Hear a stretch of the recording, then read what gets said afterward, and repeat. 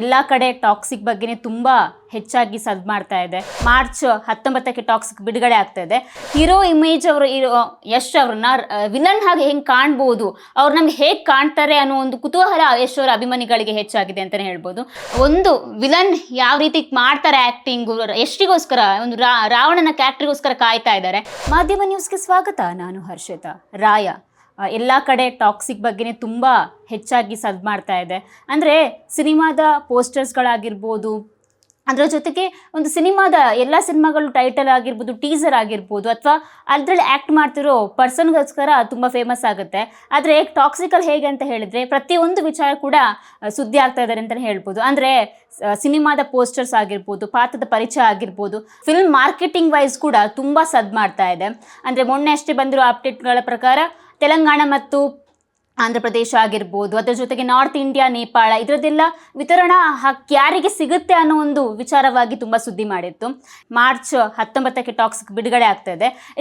ಇದೇ ಒಂದು ಟೈಮಲ್ಲಿ ಇನ್ನೊಂದು ಖುಷಿಯ ಒಂದು ಸುದ್ದಿನ ಯಶ್ ಅವರ ಫ್ಯಾನ್ಸಿಗೆ ಬರ್ತಾ ಇದೆ ಅಂತಲೇ ಹೇಳ್ಬೋದು. ಅಂದರೆ ಮಾರ್ಚ್ 26ರಂದು ರಾಮನವಮಿ ಇದೆ. ಸೊ ಆ ಟೈಮಲ್ಲಿ ಏನು ಅಂತ ಹೇಳಿದ್ರೆ ರಾಮಾಯಣ ಸಿನಿಮಾ ಏನಿದೆ, ನಿತೇಶ್ ತಿವಾರಿ ಅವರು ಡೈರೆಕ್ಟ್ ಮಾಡ್ತಿರೋ ರಾಮಾಯಣ ಸಿನಿಮಾದ ಪಾತ್ರಗಳನ್ನು ಅಧಿಕೃತವಾಗಿ ಘೋಷಣೆ ಮಾಡ್ತಾರೆ ಅಂತ ಹೇಳಿದ್ದಾರೆ. ಅಂದರೆ ಸದ್ಯಕ್ಕೆ ಏನು ಅಂತ ಹೇಳಿದ್ರೆ ಯಶ್ ಅವರಾಗಿರ್ಬೋದು, ಸಾಯಿ ಪಲ್ಲವಿ ಅವರಾಗಿರ್ಬೋದು, ಅದರ ಜೊತೆಗೆ ರಣಬೀರ್ ಕಪೂರ್ ಮತ್ತು ರವಿ ದೂಬೆ, ಈ 4 ಕ್ಯಾರೆಕ್ಟರ್ಗಳು ಅಂದರೆ ರಾಮ, ಲಕ್ಷ್ಮಣ, ಸೀತೆ ಮತ್ತು ರಾವಣನ ಕ್ಯಾರೆಕ್ಟರ್ನ ಈಗಾಗಲೇ ಅಫಿಷಿಯಲ್ ಆಗಿ ಅನೌನ್ಸ್ ಮಾಡಿದ್ದಾರೆ.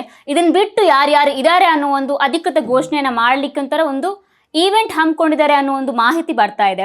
ಈ ಈವೆಂಟ್ ಹಮ್ಮಿಕೊಳ್ತಾರೆ ಅನ್ನೋ ಒಂದು ವಿಚಾರವಾಗಿ ಬಿ ಟೌನಲ್ಲಿ ಭಾರಿ ಸದ್ದಾಗ್ತಾ ಉಂಟು. ಯಶ್ ಅವ್ರನ್ನ ಇಷ್ಟು ವರ್ಷಗಳ ಕಾಲ ಹೀರೋ ಆಗಿ ನೋಡ್ಕೊಂಡು ಬಂದಿದ್ದೀವಿ. ಆ ಒಂದು ಹೀರೋ ಇಮೇಜ್ ಅವರು ಯಶ್ ಅವ್ರನ್ನ ವಿಲನ್ ಹಾಗೆ ಹೆಂಗೆ ಕಾಣ್ಬೋದು, ಅವ್ರು ನಮ್ಗೆ ಹೇಗೆ ಕಾಣ್ತಾರೆ ಅನ್ನೋ ಒಂದು ಕುತೂಹಲ ಯಶ್ ಅವರ ಅಭಿಮಾನಿಗಳಿಗೆ ಹೆಚ್ಚಾಗಿದೆ ಅಂತಲೇ ಹೇಳ್ಬೋದು.